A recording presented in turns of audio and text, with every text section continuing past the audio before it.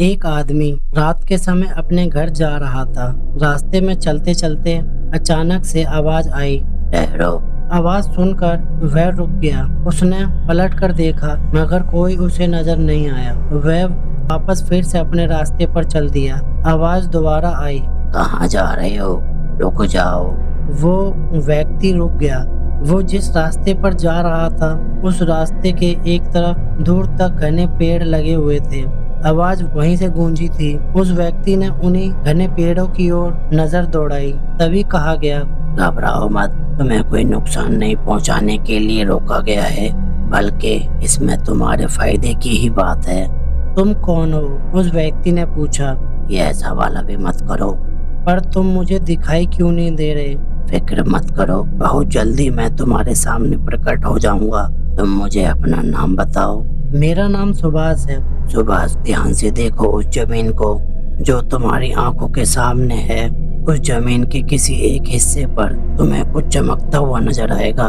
उसने वैसा ही किया जैसा कि उसे कहा गया, यानी उसने अपनी आंखों के सामने वाली जमीन पर नजर दौड़ाना शुरू कर दी। अचानक उसकी नजर जमीन के एक हिस्से पर पड़ी जहां पर कुछ चमक रहा था। ऐसा लग रहा था जैसे कोई हीरा चमक रहा हो। वह झट से उस चमकते हीरे की ओर भागा। जब वह हीरे तक पहुंच गया तो उससे कहा गया, यह चमकती हुई चीज हीरा है, तुम उसे उठा लो। फिर इसके नीचे की जमीन की सारी मिट्टी खोद डालो। तुम्हें जमीन के नीचे से बहुत सारे हीरे जवाहरात मिलेंगे। सच? सुभाष खुश हो गया। उसने चमक रहा हीरा उठाकर अपनी जेब में रख लिया। फिर जल्दी जल्दी वह वहां की जमीन से मिट्टी खोदने में जुट गया। लगभग 2 फीट गहरी मिट्टी खोदने के बाद वह बुरी तरह डर गया और चीख मारकर अपनी जगह छोड़ने को मजबूर हो गया, क्योंकि गड्ढे में बहुत डरावना चेहरा दफन था। शायद किसी ने गर्दन काट कर सर वहां पर दफन कर दिया था। गड्ढा खुद जाने के बाद वह फटा सर हवा में उड़ने लगा। उसने सुभाष से कहा, डरो मत, मैं तुम्हें कोई नुकसान नहीं पहुंचाऊंगा। मैं तुम्हें बहुत सारे हीरे जवाहरात भी दूंगा। इतना खजाना दूंगा तुम्हें कि तुम्हारी नस्लें दर नस्लें घर बैठकर खाएंगी। उसकी बातों से सुभाष के मन का भय खत्म हो गया, मगर उसे घबराहट बराबर हो रही थी। अब तुम ध्यान से सुनो, मैं जिस तरह चलूं तुम उसी तरफ मेरे साथ आओ। ठीक है, सुभाष ने कहा। फिर वो डरावना चेहरा पश्चिम दिशा में बढ़ने लगा। सुभाष उसके साथ साथ पश्चिम दिशा में चलता रहा। लगभग 1 किलोमीटर चलने के बाद फटा सर रुक गया। सुभाष भी रुक गया। उसने सुभाष से कहा, इस जगह की मिट्टी को खोद लो, हीरे जवाहरात यहीं खड़े हुए हैं। अच्छा, सुभाष खुशी से उछल कर बोला। फिर उसने जल्दी जल्दी वहाँ की मिट्टी खोदना शुरू कर दी। मिट्टी खोदते खोदते उसे वहाँ हीरे जवाहरात तो नहीं मिले, मगर सर कटा धड़ जरूर नजर आ गया, वो भी बहुत डरावना। उसे देखकर सुभाष चीख कर अपनी जगह छोड़कर वहाँ से दूर हो गया। तभी हवा में ठहरी हुई उस डरावनी शकल ने कहा, डरो मत, यह मेरा शरीर है। सुभाष सूखे पत्ते की तरह थर थर कांप रहा था। अब तुम्हें आखिरी काम और करना है, इसके बाद मैं तुम्हें माला माल कर दूंगा। अब एक प्याला कहीं से खून और लेकर आओ। एक प्याला खून? वह डरी हुई आवाज में बोला, मैं कहाँ से लाऊंगा? कहीं से भी लाओ, यह काम मेरे बस का नहीं है। उसने साफ इनकार कर दिया। यह तो तुम्हें हर कीमत पर करना होगा, वरना तुम्हें हीरे जवाहरात नहीं मिलेंगे। सुभाष सोचने पर मजबूर हो गया। सोचो मत, काम को जल्दी करो, मगर एक प्याला खून लाओ कहीं से। आओ मेरे साथ। डरावना चेहरा सुभाष को लेकर वहां से आगे बढ़ गया। वो दोनों वहां से काफी दूर आ गए। वहां पर उन्होंने देखा कि रास्ते में एक व्यक्ति जा रहा है। उसी समय डरावनी शकल ने कहा, इस आदमी का खून ले लो। मगर कैसे? इसके शरीर का कोई भी अंग काट दो, लेकिन यह मुझे देख लेगा। अगर इसने मुझे पहचानते हुए पुलिस को रिपोर्ट कर दी तो मैं मुसीबत में आ जाऊंगा। तो फिर एक काम करो, क्या इसे जान से मार दो? नहीं नहीं, सुभाष डर गया। क्यों? यह मुझसे नहीं होगा, कोशिश करो, सब होगा। नहीं, मैं इसे नहीं मारूंगा, तुम्हें इसे मारना ही होगा। मैं किसी कीमत पर इसे नहीं मारूंगा, मगर तुमने इसे खत्म नहीं किया तो मैं तुम्हें इतनी बड़ी मुसीबत में फंसा दूंगा कि पूरे जीवन बैठ कर रोओगे। मुझे माफ कर दो, मैं इस आदमी को नहीं मार सकता। सुभाष गिड़गिड़ाने लगा। जल्दी करो सुभाष, कहीं ऐसा ना हो कि कोई और मुसीबत तुम्हारे गले पड़ जाए। पर तुम एक प्याला खून का करोगे क्या? मैं एक प्याला खून के बगैर जीवित नहीं हो सकता। मुझे जिंदा होने के लिए एक प्याला खून हर कीमत पर चाहिए। सुभाष सोचने लगा। देर मत कर मूर्ख, डरावनी शकल ने गुस्सैल आवाज में कहा। जल्दी जाकर उसे खत्म कर। इसी के साथ डरावने चेहरे ने जादू से सुभाष को एक खंजर और एक प्याला दिया। खंजर संभाल कर सुभाष उस व्यक्ति की ओर बढ़ा जो रास्ते से गुजर रहा था। तेजी के साथ सुभाष ने उस व्यक्ति का गला काट कर उसे खत्म कर दिया। इसके घाव से बहते हुए खून का प्याला भरकर डरावनी शकल के पास आ गया। डरावना चेहरा खुश होकर उसे अपने साथ वापस अपने शरीर के पास ले गया। वहां पहुंचकर वो इस खून को मेरे शरीर पर डालने को कहा। उसके कहे अनुसार सुभाष ने खून को शरीर पर उड़ेल दिया। इसके साथ शरीर उठकर खड़ा हुआ और तुरंत कटी गर्दन उस पर जुड़ गई। वह तो एक भूत तैयार हो गया। अब सुभाष की हालत खराब होनी शुरू हो गई। उस भूत को देखकर घबराने लगा था। भूत ने उसका मजाक उड़ाने जैसे मजाकिया अंदाज में उसकी तरफ देखा और साथ ही डरावने ढंग से कहा, खून का एक प्याला मुझ पर उड़ेल कर तूने अपनी नहीं बल्कि पूरे शहर की मौत को दावत दे डाली है। इतना सुनकर सुभाष के शरीर ने पसीना उगल दिया। वह तुरंत अपनी जगह छोड़कर वहां से भागा। उसी समय चलकर भूत ने उस पर झपट्टा मारा और वह जमीन पर गिर गया और उसने कहा, मुझे बहुत भूख लगी है, मैं तेरा मांस खाऊंगा। मुझे छोड़ दो, मुझे जाने दो। तुम मुझे नहीं मार सकता हूँ तुझे, क्योंकि तूने ही मुझे एक प्याला खून दिया। ना तू मुझे एक प्याला खून देता और ना ही मैं जिंदा होता। अब तो तुझे मरना ही होगा। इसी के साथ भूत ने अपने नुकीले दांत उसके गले में घुसाकर उसे खत्म कर दिया। फिर बारी बारी उसके शरीर को जगह जगह से उधेड़ कर खाने लगा और फिर वह शहर की ओर निकल पड़ा। एक बिल्डिंग की 7वीं मंजिल पर रूम नंबर 76 में बताया जाता है कि कोई ऐसा खूंखार जानवर रहता है जो उस कमरे में रहने वाले हर आदमी को मार डालता है। इस वजह से उस कमरे में कोई नहीं रह पाता। रूम नंबर 76 में रहने वाला कोई भी व्यक्ति मृत पाया जाता है। उसके शरीर पर बड़ी बड़ी खरोंचें लगने के अनोखे निशान देखे जाते हैं, जिनसे भल भल कर खून रिसता है। मरने वाली डेड बॉडी पर अनेकों जख्म पाए जाते थे। वो सभी जख्म इस बात की ओर इशारा करते थे कि अपने नाखूनों से किसी ने खरोंचें मारकर उसे इतनी बुरी तरह जख्मी किया है कि वो जान गंवा बैठा। पूरे कमरे में पंजों के कुछ निशान पाए जाते थे, जिनमें से यह अंदाजा लगाना आसान नहीं था कि उस कमरे में कोई जानवर ही था। हर कोई जानना चाहता था कि आखिर रूम नंबर 76 में कौन सा जानवर आकर लोगों को मार जाता है, मगर कोई भी इस बात का पता नहीं लगा पाया। आखिर उस कमरे में जानवर कहां से आता है। एक बार तो दोस्तों ने कहा, हम लोग पता लगाएंगे कि इस कमरे में जानवर कहां से आता है, पर कैसे पता लगाएंगे इस बात का। दूसरा बोला, हम दोनों उस कमरे में रहेंगे, फिर देखेंगे जानवर कहां से आता। आकाश और अमन रूम नंबर 76 में पहुंच गए। दोनों दोस्त रूम नंबर 76 में पहुंच दरवाजा अंदर से बंद कर लिया। काफी देर उन्हें यूं ही बातचीत चलती रही। वो दोनों एक दूसरे से बात करते हुए वक्त बिता रहे थे। अचानक एक तूफान आया और दोनों और उसके जोर से खिड़कियां भड़बड़ाने लगी। तभी तूफान ने दोनों दोस्तों को चौंका दिया था। फिर वे जल्दी ही संभल गए। लगातार 10 मिनट तूफान का जोर बना रहा। उसके बाद वे धीरे धीरे हल्का पड़ता चला गया। फिर तूफान बंद हो गया। अमन ने कहा, बहुत खतरनाक तूफान था।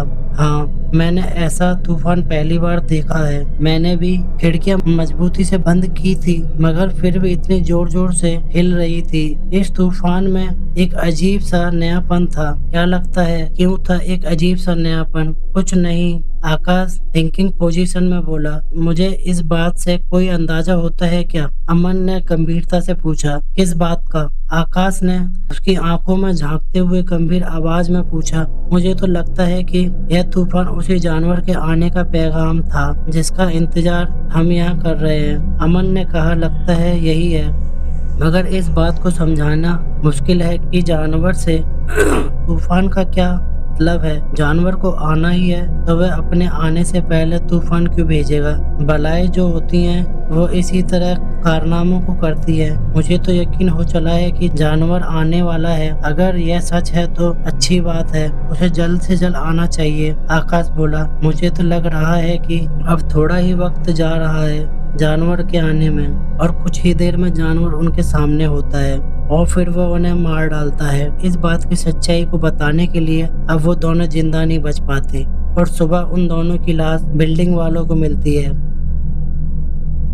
मेरा नाम विकास है, मैं लातूर में रहता हूँ। मेरे आई बाबा ने बहुत खर्चा करके मेरे को पढ़ाया, लेकिन मेरे को हमेशा अच्छी जॉब के वांदे लगे रहे। अब खर्चा पानी चलाने के लिए कुछ न कुछ तो करना ही था, इसलिए मैंने एक चिप्स फैक्ट्री में सुपरवाइजर की नौकरी ले ली। मेरा शिफ्ट 11 बजे रात को शुरू होता था, इसलिए मैं आराम से खाना खा के नौकरी पर चला जाता था। उस रात करीब 1 बजे फैक्ट्री का पावर सिस्टम शॉर्ट हो गया। सेठ बोला, चारों लोग घर चले जाओ, आज छुट्टी है। मेरे तीनों कलीग घर को निकल गए, लेकिन मैं किसी कीमत पर अंधेरे में साइकिल पर घर को नहीं जाने वाला था। सेठ बोला कि ताला लगा के फैक्ट्री में सो जाओ। मैंने शायद वही डेंजर गलती कर दिया। मुझे क्या पता था ऐसा करने पर मुझे खून के आंसू रोना पड़ेगा। सबके जाने के बाद मैंने अंदर से ताला लगाया, तभी अचानक आलू छीलने का मशीन का पहिया घूमने लगा। एक पल के लिए मेरी हालत पतली हो गई,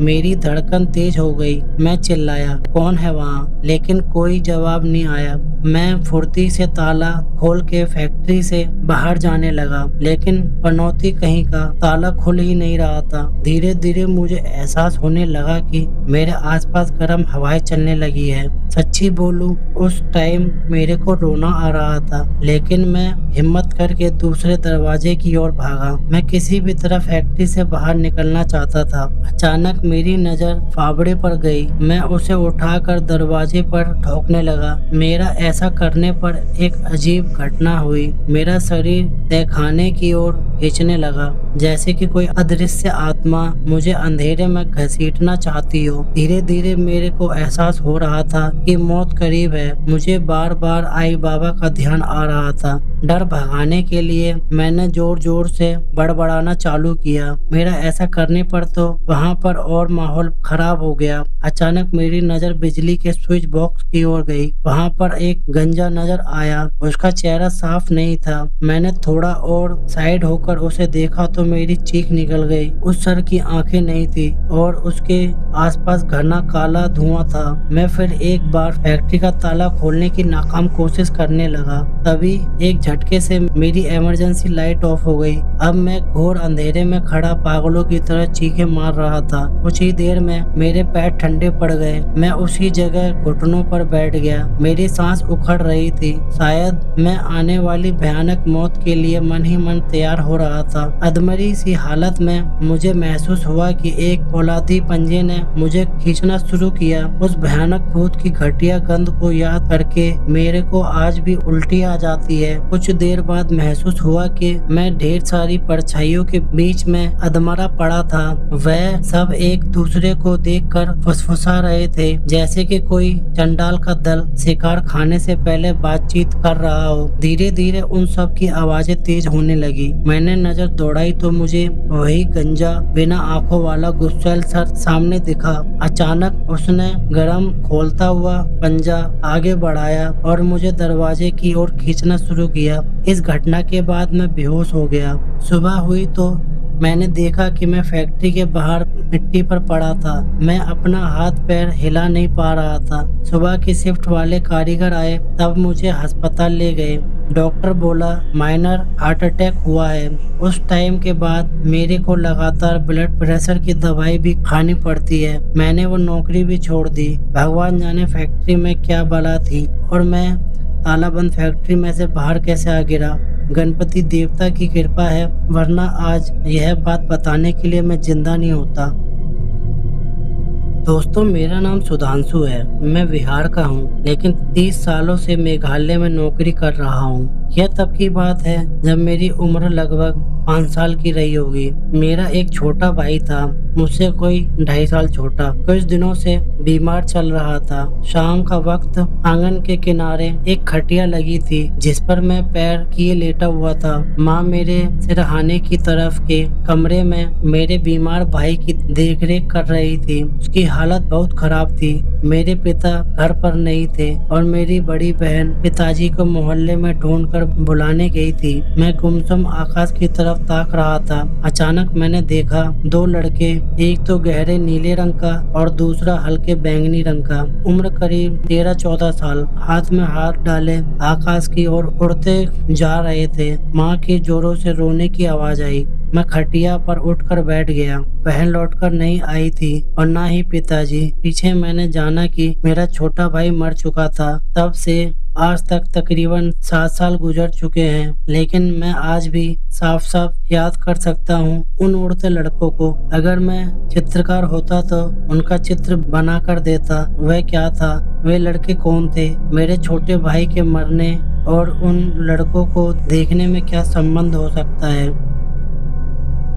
इस दुनिया में ऐसी विचित्र घटनाएं होती हैं कि उन पर विश्वास कर पाना मुश्किल हो जाता है। यह घटना भी कुछ ऐसी ही है जिस पे भरोसा करना ठीक है, लेकिन यह एक सच्ची घटना है। एक बहुत ही पिछड़ा गांव था जिसमें बिजली सड़क जैसी कोई सुविधा नहीं थी। लोग लालटेन, डिबरी, मोमबत्ती का इस्तेमाल किया करते थे। इस गांव में बहुत ज्यादा आबादी नहीं थी। लोगों के घर भी दूर दूर बने हुए थे। वहाँ बिमला नाम की एक बूढ़ी औरत रहा करती थी जिसे बिमला मौसी के नाम से लोग जानते थे। बिमला एक दाई थी, यानी कि बच्चा पैदा करने वाली एक नर्स समझ लीजिए। गाँव में आज भी ऐसी दाई हुआ करती हैं जो अपने हाथ और अनुभव से बच्चे करा देती हैं। तो बात कुछ ऐसी थी कि पास के ही इलाके में एक महिला गर्भ से थी।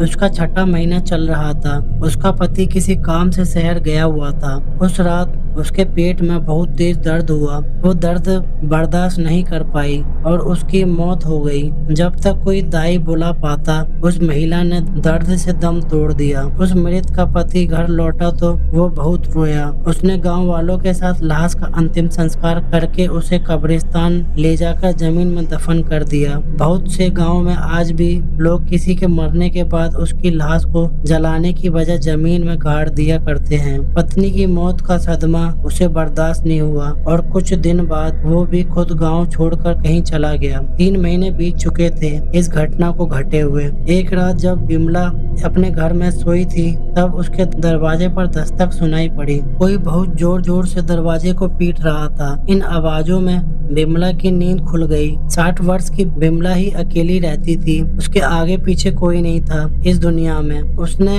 घड़ी की तरफ नजर घुमाया तो घड़ी में 12 बज रहे थे। इतनी रात ये कौन दरवाजा पीट रहा है, वो सोचने लगी। शायद कोई मदद मांगने आया हो। सोचकर उसने हिम्मत कर दरवाजा खोला। सामने कुछ लोग खड़े थे जिनमें ज्यादातर लंबी घूंघट लिए महिलाएं थी, कुछ कंबल लपेटे मर्द। इतने सारे लोगों को देखकर बिमला चौंक गई। सारे के सारे सफेद काले लिबासों में ढके हुए थे और किसी का चेहरा ठीक से दिखाई नहीं दे रहा था। सबसे आगे एक महिला हाथ में लालटेन लिए खड़ी थी। उस महिला ने कहा कि हमारी सहेली गर्भ से है, उसका 9वां महीना पूरा हो चुका है, आप चलिए, जल्दी, वो तकलीफ में है। वो औरत घूंघट के आड़ से ही बोली, केवल उसके होठ ही बिना ढके थे। और औरत की बात सुनकर बिमला सोचती है कि वाकई महिला मुसीबत में है, शायद इसलिए तुरंत चलना ही चाहिए। बिमला एक कपड़ा और एक लालटेन लिए उन लोगों के पीछे पीछे चल देती है। सारे लोग आगे आगे और बिमला उनके पीछे पीछे चले जा रही थी।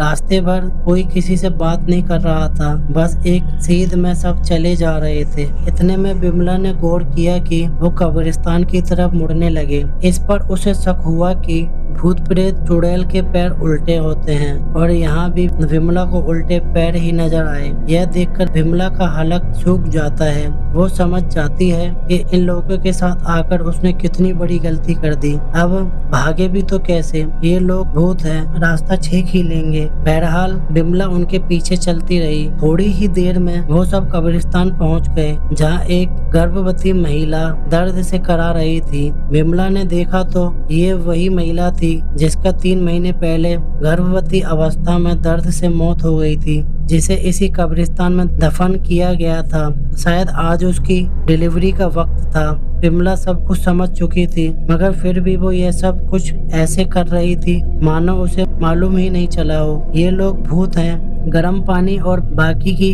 हर जरूरत के सामान पहले ही मौजूद थे। कुछ देर बाद महिला एक बच्चे को जन्म देती है जो कि पहले से ही मरा हुआ होता है। महिला का दर्द अब खत्म हो जाता है। सारे लोग विमला को वापस उसके घर सही सलामत छोड़ने के लिए आते हैं। घर के दरवाजे तक पहुंचने के बाद लालटेन पकड़ी औरत विमला का धन्यवाद करती है और साथ ही कहती है कि जाओ सो जाओ और हाँ, किसी से कुछ मत कहना। इतना कहकर और बाकी सब भी जाने लगे। उस रात विमला को नींद नहीं आई और सारी रात बस उस घटना के बारे में सोचते हुए निकल गई कि यह सब सच था या कोई डरावना सपना। सुबह होते ही उसने बातों बातों में इस घटना का जिक्र अपने पड़ोसी महिलाओं से कर दी। उसी रात विमला की रहस्यमय तरीके से मौत हो गई। अगली सुबह विमला के घर से विमला की लाश बरामद हुई और दोस्तों कहानी यहाँ पर खत्म हो जाती है। तो दोस्तों ये थी आज की कहानी। अगर आपको ये कहानी अच्छी लगी हो तो इस कहानी को लाइक करें, कमेंट करें और अपने दोस्तों के साथ फेसबुक और व्हाट्सएप पे शेयर करें। और अगर आप ऐसी ही भूतिया कहानियां रोज देखना चाहते हैं तो हमारे साइबर इविल यूट्यूब चैनल को सब्सक्राइब जरूर करें और बेल आइकन को ऑल पे सेट करना ना भूलें, क्योंकि हम ऐसे ही रहस्यमय भूतिया कहानियां रोज लाते रहेंगे।